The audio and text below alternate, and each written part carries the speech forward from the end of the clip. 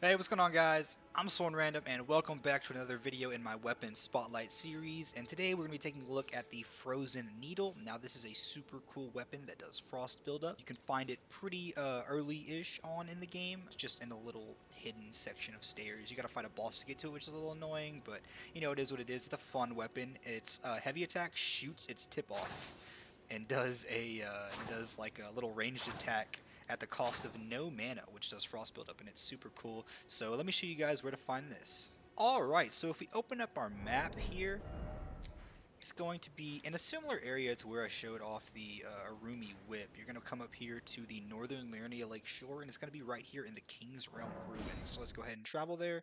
And again, I'm going to leave this entire section unedited so you guys can see exactly where I go. It's not really that hard. It's a hidden set of stairs that are kind of buried in the ground. Let me jump on the horse here. And I have my horse binded to my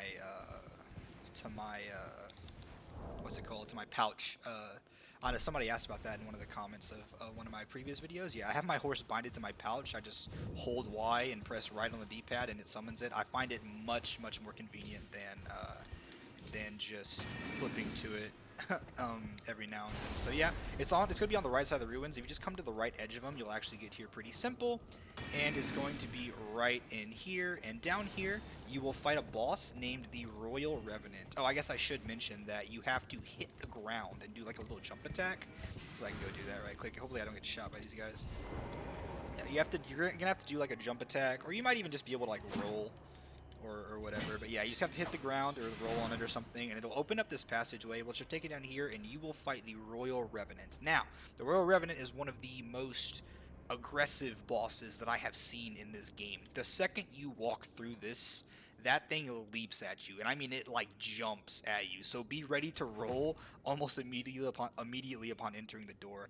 I found it super easy with a summon. I know I summon things, sorry, but yeah, I found it really easy with either your wolf summons or your jellyfish summon, or even if you have banished Knight Oleg like I have, he'll just make the fight super easy. Just get him summoned, get him fighting that, and just do some attacks with him. He doesn't have the most health. He's a bit of a glass cannon, but he will fly at you the second you walk through these doors. And once you beat him, the Frozen Needle is going to be in this chest just right here. And again, it is a super cool weapon, so let me go back to Gatefront and show off some of its features. Alright guys, so we are back at Gatefront, and we're going to go through the stats on this weapon. I do have this +3, I did use it a little bit, but it doesn't really change all too much about it because it does physical and critical damage. The weight is only a 2.5, and it scales with dexterity at a C. Strength at an E, it's pretty minuscule, but dexterity at a C is pretty interesting. But what's really cool about this weapon is the frost buildup and the no mana ranged attack. So its light chain is going to be a 1, 2, 3, 4, 5, and 6. And its heavy does not really have a chain, it's just a swap from left to right where it shoots off the little ice crystal.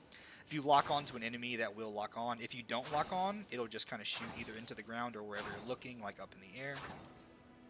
And one cool thing is you can trigger it in the front direction, but if you quickly move your stick to any direction after you press the button, it'll actually finish in the direction that you move your stick to, so that's kind of interesting. Let's show its range off on this poor guard right here. It does have a charge, so you can charge it up for just a little bit more damage. Not too much more damage, but just a little bit. But yeah, that's its basic combo. Let's take a look at its lore. So, the Frozen Needle is a razor-thin, piercing blade of ice, forged by Iji, the Carrion Royal Blacksmith. That's very interesting. I don't know who Iji is, but he may have something to do with the story. If anybody knows who Iji is, could you please let me know in the comments below? And this can inflict frost upon enemies and launch its blade with a strong attack. The blade immediately regenerates. So other than looking cool, this weapon actually does have some utility with its frost buildup, which is kind of slept on in this game. Frost is actually pretty decent, especially for some bosses. There are some bosses that are weak to it, and it can do a lot of damage. This weapon does look so cool. This weapon is absolutely incredible. This weapon is absolutely incredibly cool, and it does have a skill. You cannot equip this thing with Ashes of War. It does have a skill which is the Impaling Thrust. It's a skill that lets piercing armaments overcome enemy shields. Build power, then lunge forward for a strong thrust that pierces the enemy's guard. Alright, let's try to get a shield. Let's try to see if this thing actually does hit through a shield. Okay guys, let's see if this does actually hit through a shield. Let's find out.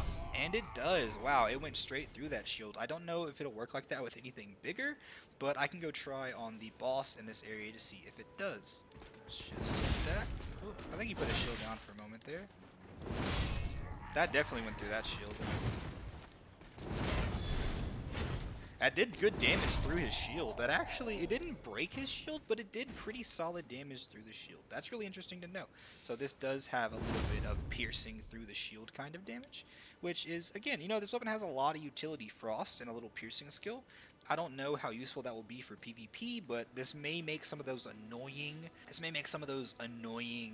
shield enemies a little bit easier to deal with. So if this is a weapon you're interested in picking up, please do. It is a really cool weapon. I do believe it is dual wieldable. If you guys like what you saw, please leave a like and subscribe. The support on my recent videos has been really crazy to me. I really didn't expect to get, you know, any views at all. So, you know, every single like, every single view even is just, it just really does mean so much to me. So thank you guys so much for watching, and I will see you guys in the next video.